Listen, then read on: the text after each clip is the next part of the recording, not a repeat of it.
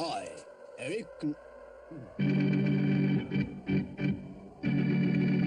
now... It's... Bunting Bison's 932!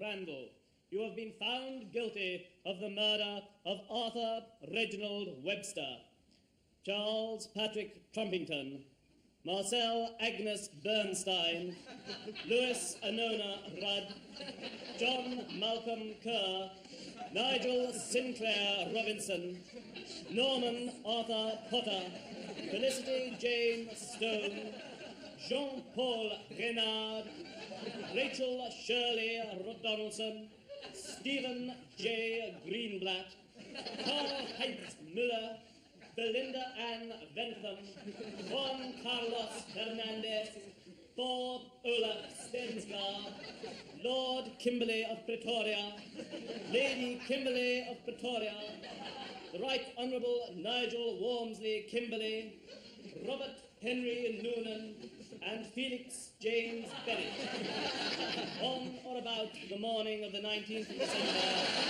1972.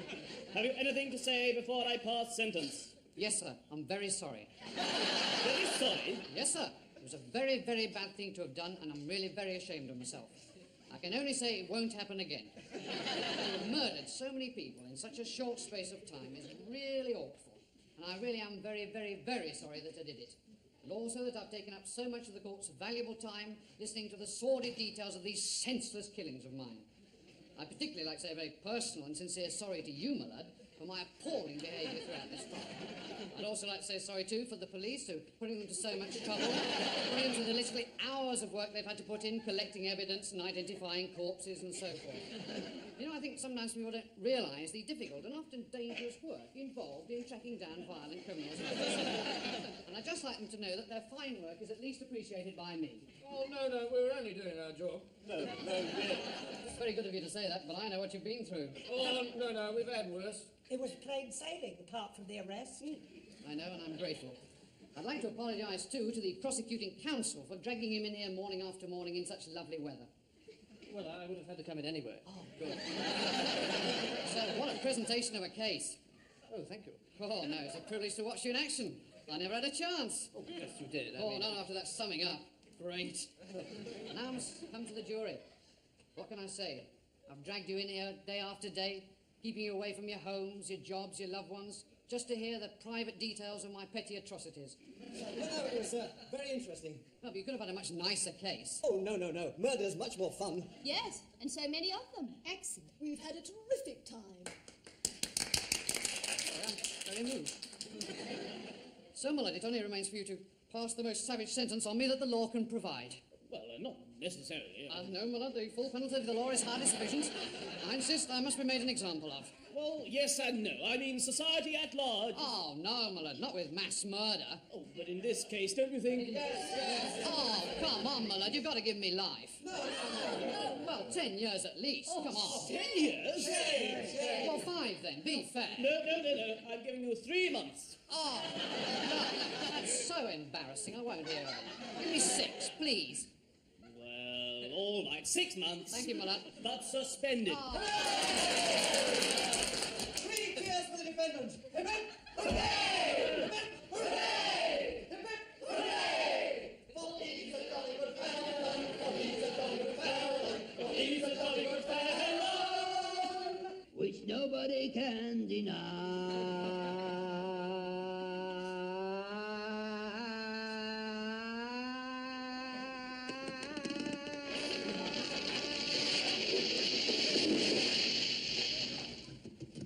It's no good, Spider. You can't escape that easily.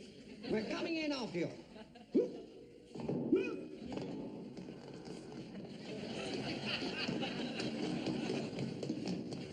This way, Davis.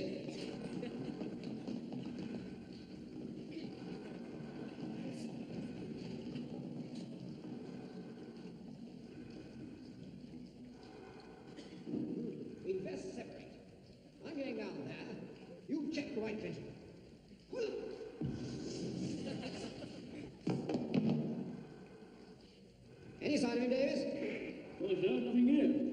All right, we'll check the spleen.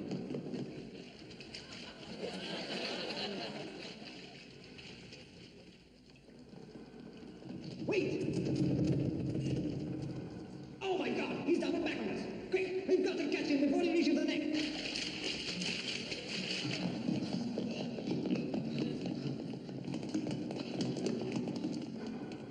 Oh no, too late, Davis. He's got out. Run, Barry.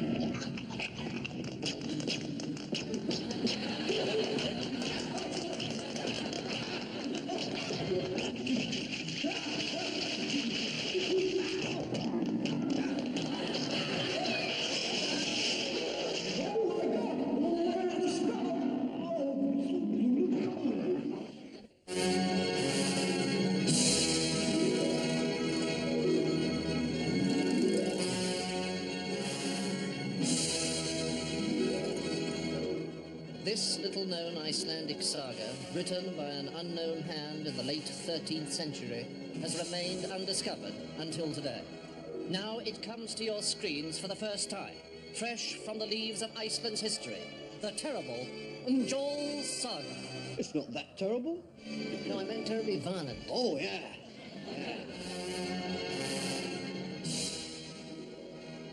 Eric Njorl, son of Hrothgar, leaves his home to seek Hangnor the Elder at the house of Thorvald Hrodvizir, the son of Goodleaf, half-brother of Thorgeir, the priest of Ljósawater, who took to wife Thorin, the mother of Thorkel Braggart, the slayer of Gudmund the Powerful, who knew Harold, son of Gernund, son of Eric from Gudaliz, son of Arvad Bristlebeard, son of Harkon, who killed Bjortgard in Soknadale in Norway, over Gudrid, daughter of Thorkel Long, the son of Keteltraut, the half-son of Halfdan Half-Troll, brother of Ingvard the Brave, who wed Eisenbert of Gothenburg, the daughter of Hangbard the Fierce, of But apologise for an error in the saga. Evidently, Thorgeir, the priest of Ljósawater, who took to wife Thorin, the mother of Thorkel Braggart, the slayer of Gudmund the Powerful, who knew Harold, son of Gernund, son of Eric from Gudaliz. Well, I'm afraid we're having a little trouble getting this very exciting Icelandic saga started. If any of you at home have any ideas about how to get this exciting saga started again, here's the address to write to. Oh, the exciting Icelandic saga, 18B, McNaughton Buildings, Oban.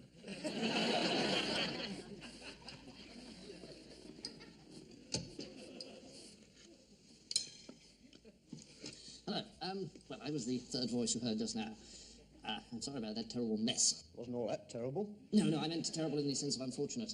Oh. Anyway, our plea for assistance has been answered by the North Morden Icelandic Saga Society, who've given us some very useful information about the saga, and so we carry on now with Njorl's saga, with our thanks going once again to the North Morden Icelandic Saga Society. Eric Njorl, son of Hrothgar, rode off into the desolate plain.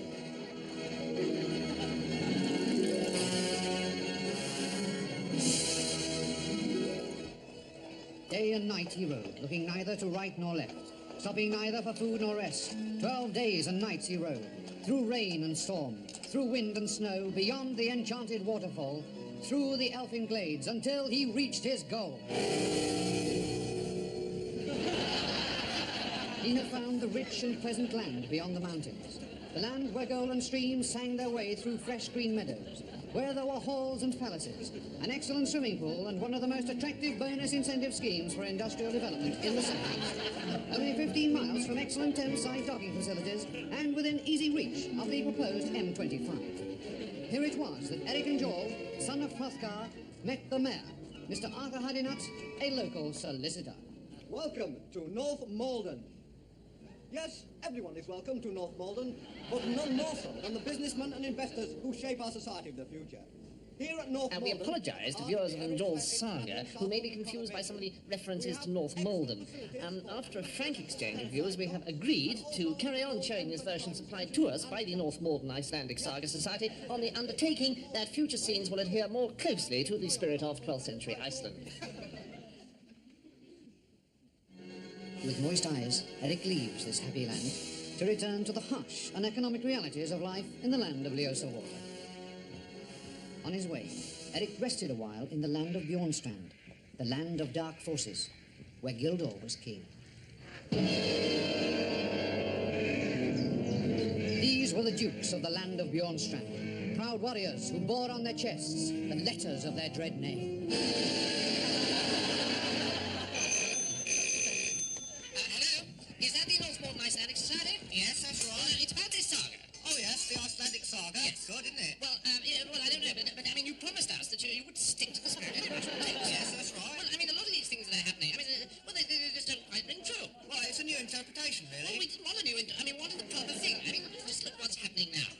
Banners were a very important part of Icelandic law, Mr. Well, Moore. I mean, no, I'm sorry, I just can't accept that. It's gone too far. I'm very sorry, but we'll have to terminate the agreement. Oh, Well, you're just trying to cash in on the BBC's exciting Icelandic saga. that's business, Mr. Mills. Well, that just may be, but it's not the way the BBC works. Well, I'm very sorry you feel that way, but, you know, if you ever want to come to Malden...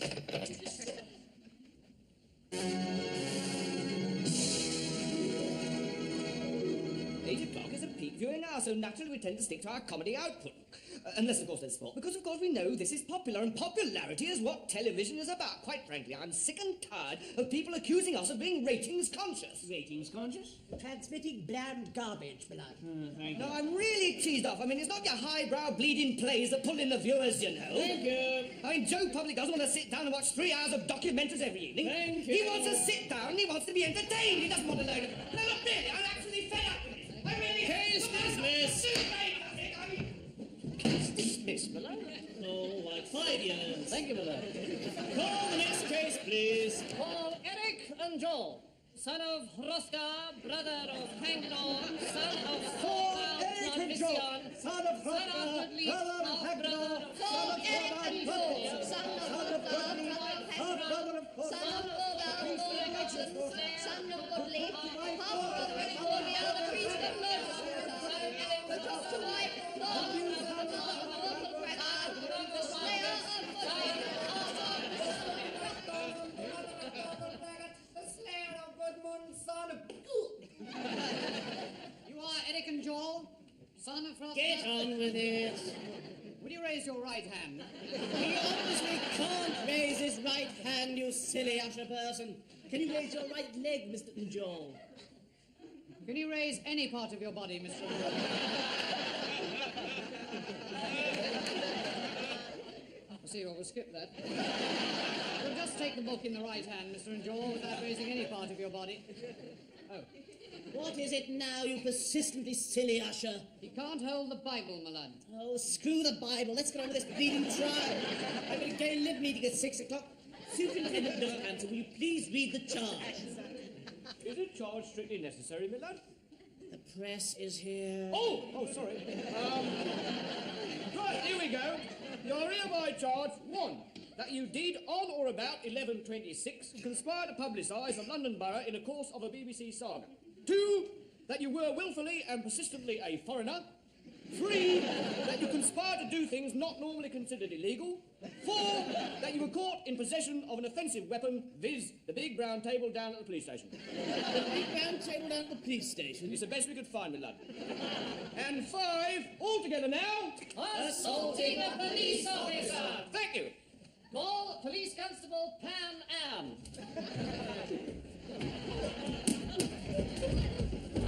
Into the witness box, Constable.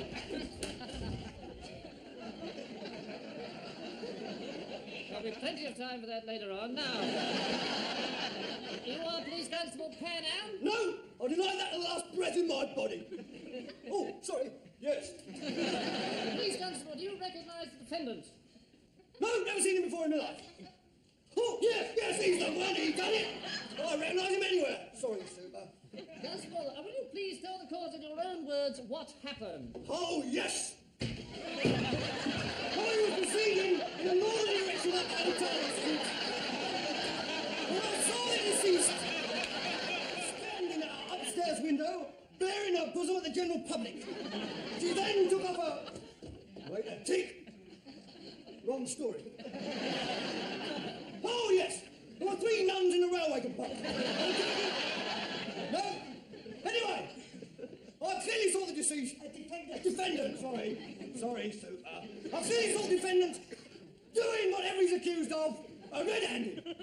When kicked a caution, he said, "It's a fair cop I done it all. Right, no doubt about that." Then, down as he got to the chair, you assaulted myself and 3 other constables while bouncing around a cell. That end. Thank you. And for my next piece of evidence. I think we better leave it there, Constable. Excellent evidence, Constable. Thank you very much.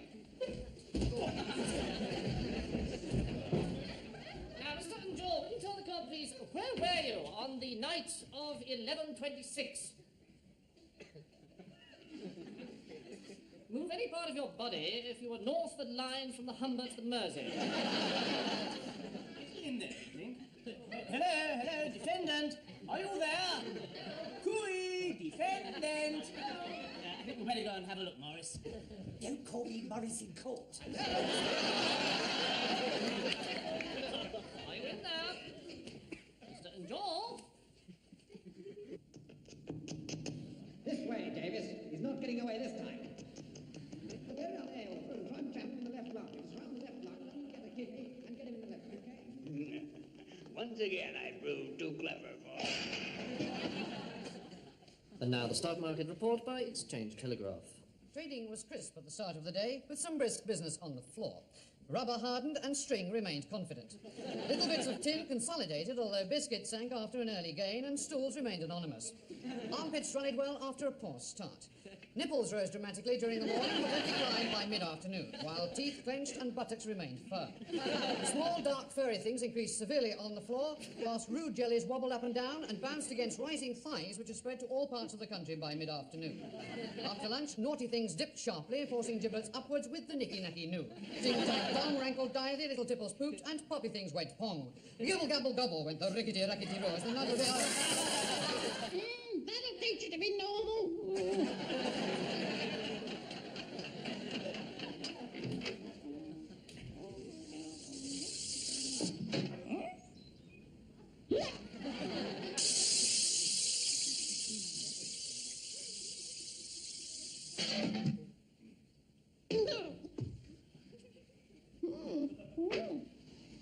Hello, Mrs. Premise. Hello, Mrs. Conclusion.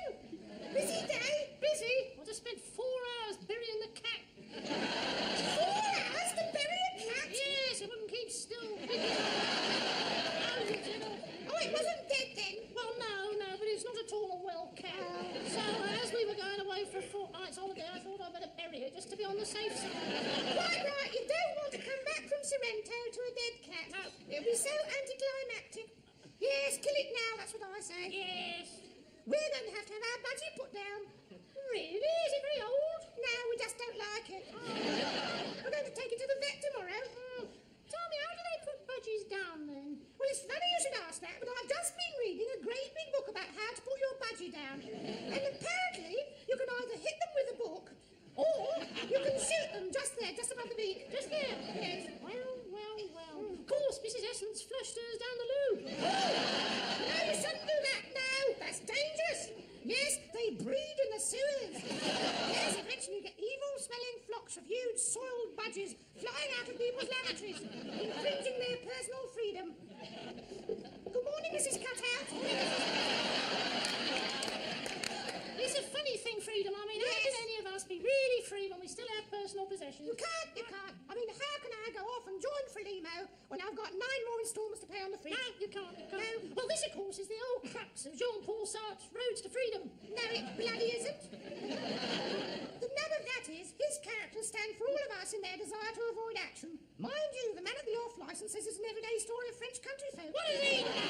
Nothing. 60 new pence for a bottle of Maltese claret. Well, I personally think that, I personally think that Jean-Paul's masterwork is an allegory of man's search for commitment. No, it isn't. Yes, it is. Isn't. No, it isn't. All right, we can soon settle this. We'll ask him. Do you know him? Yes, we met on holiday last year. In Ibiza? Yes, he was staying there with his wife and Mr. Genet. Oh, I did get on well with Madame S. We were like that. What was Jean-Paul like? Well, you know, a bit moody. Yes. He didn't join in the fun much, just sat there thinking. Still, Mr. Rotter caught him a few times with a whoopee cushion. Le capitalisme et la bourgeoisie sont la same. Oh, he did not. Well, we'll give him a tinkle then. Yes, all right, she said they were in the book. Where's the Paris telephone directory? It's on the dryer. No, that's Budapest. Oh,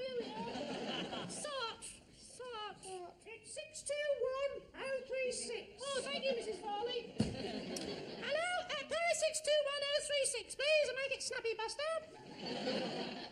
A girl from Ipanema goes walking, tall and young and tender. Hello, Mrs. Sartre. It's Beulah Premise here. Oh, pardon, say Beulah Premise EC. Oui, dans un visa. Oui. We met all Nunu's on control au Hotel Miramar. Oui, à la barbecue, Savory. Madame, Essica, Jean-Paul et chez vous. Oh, mad. Oui, je vois. When will he be free? Oh, pardon, considère-t-il libre? She says he spent the last 60 years trying to work that one out. Oh, très amusant, madame. Oui, absolument. À bientôt. Well, he's out distributing pamphlets to the masses, but he'll be in at 6. Oh, ring me then. Ooh, look, Paris. That's not Paris. Jean-Paul wouldn't live here. It's a right old dump. But this is where they were wrong. For this was no old dump, but a town with a future, an urban Eldorado where the businessmen of today can enjoy the facilities of tomorrow in the comfort of yesterday. Provided by a go-getting, go-ahead council who know just how loud money can talk. Interest rate... Well, it's none of my business, but we have the same trouble with one of our Icelandic sagas. These people are terribly keen, but they do rather tend to take over. I think I'd stick to Caribbean Islands if I were you. Fine. And now, back to the saga.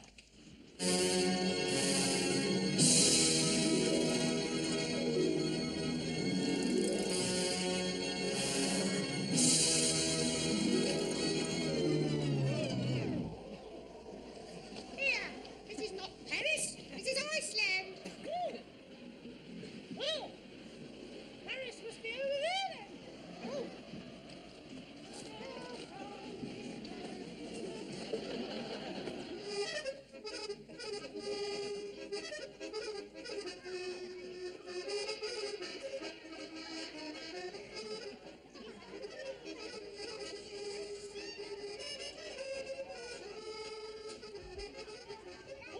Here we are, number 25. Oh, yes. Flat 1, Yves Montand. Flat 3, Jacques Cousteau. Flat 4, Jean Genet and friend. Flat 5, Maurice Leroux. Never heard of him. Flat 6, Marcel Marteau, walking against the wind limited. Flat 7, Indira Gandhi. She gets about a bit, doesn't she? Yes. Flat 8, Jean-Paul and Betty Muriel Sartre. Oh, say no, Betty Muriel. Excusez, que nous sommes en retard. Okay. Oui, merci. C'est dur, mais je suis fort. Oh, rubbish. Bonjour. Parlez-vous anglais? Oh, yes, good day. Hello. Oh, this is Mrs. Conclusion from number 46. Oh, nice to meet you, dear. Hello. How's the old man? Oh, don't ask. He's in one of his bleeding moods. The bourgeoisie this is the bourgeoisie that. He's like a little child sometimes. I was only telling the Rainiers the other day. Of course, he's always rude to them. Only classy friends we got. I was saying solidarity with the masses. I said, pie in the sky. Oh, you're not a Marxist, are you, Mrs. Conclusion? No, I'm a revisionist. Oh, good. Well, we come in this place, I'm at my wit's end. Revolutionary leaflets everywhere. One of these days, I'll revolutionary leaflets him. If it wasn't for the goat, you couldn't get in here for propaganda. Oh, very well. Can we pop in and have a word with him? Yes, come along. Thank you. But be careful. He's had a few. Mind you, he's good as gold in the morning. I've got to hand it to him. But come lunchtime, it's a bottle of vin ordinaire, 6 glasses, and he's ready to agitate. Okay. Jean-Paul. Jean-Paul. Oh, it's only us. Oh, pardon, c'est même nous. Hey. Jean-Paul, your famous trilogy, Ruse à Liberté, isn't an allegory of man's search for commitment. Hey. Told you so. Oh, coitus.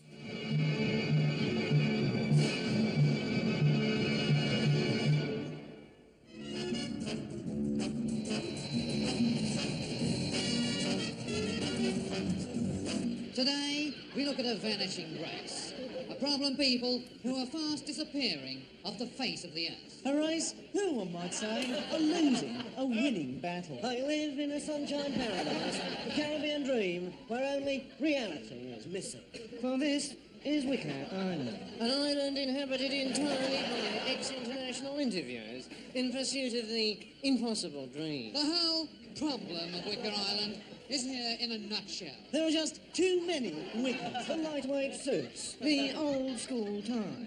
The practiced voice of the seasoned campaigner cannot hide the basic tragedy here. There just aren't enough rich people left to interview. You can't teach an old dog new tricks, and so you find them sitting beside elegant swimming pools, sipping martinis, and waiting for the inevitable interview. I talk to the island's only white man, Father Pierre. Father Pierre, why did you stay on in this colonial Campari land, where the clink of glasses mingles with the murmur of a million mosquitoes, where waterfalls of whiskey wash away the worries of a world-weary wicker, where gin and tonics jingle and a gyroscopic jubilee of something beginning with J? Father Pierre, why did you stay on here? Well, mainly for the interview. Well, there you have it. A crumbling empire in the sun-drenched Caribbean, where the cliches sparkle on the waters. Like the music of repeat, please. And so, from Wicker Island, it's farewell and bon voyage.